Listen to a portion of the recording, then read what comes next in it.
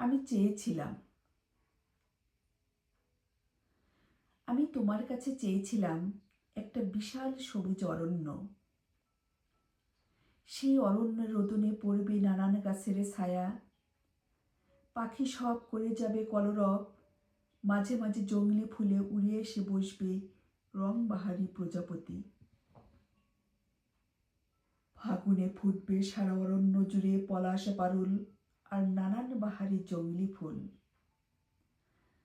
আলোর ঝলকানি ধরে উঁকি দিয়ে যাবে সূর্যি মামা। কিন্তু তুমি আমাকে সবুজ অরণ্যে না নিয়ে এসে নিয়ে এলে বরফের দেশে। তুমি আমাকে সবুজ অরণ্য না দিয়ে নিয়ে এলে পাহাড়ের দেশে। এখানে মাত্র কিছুদিনের জন্য পাই সবুজ অরণ্যের দেখা, বাকি দিনগুলো যেন ধূসরে থাকে ঢাকা। আমি তোমার কাছে চেয়েছিলাম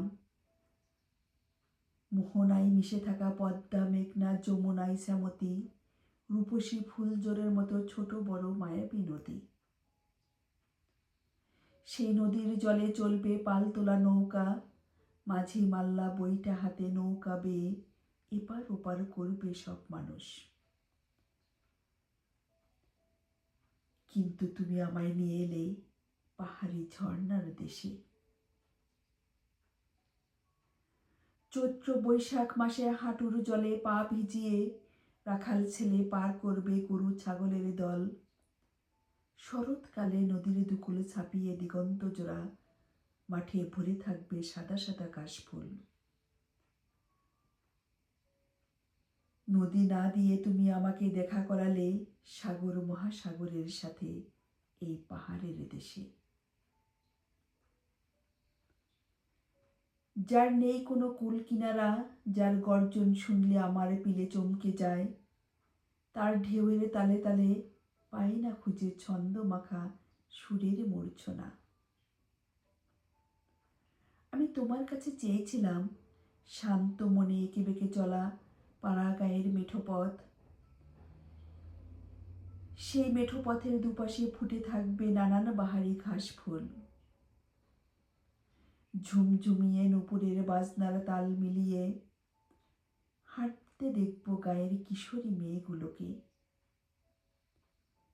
কলসি কাঁখে গায়ের বধূর মুখখানি দেখতে পাবো সেই মেঠো পথের মাঝে। কিন্তু তুমি আমাকে দিলে না পাড়া গায়ের সেই মায়াবী মেঠো পথ। তুমি আমাকে দেখালে শূন্যের উপরে ভেসে থাকা অদৃশ্যের আকাশ পথ। ওই পথে কখনো পাইনি ফুলের গন্ধ, দেখা মেলেনি কোনো মানুষের, শুধু দেখতে পেয়েছি শুভ্র মেঘের ভাঁজে পড়ে আছে অদৃশ্যের ছোঁয়া।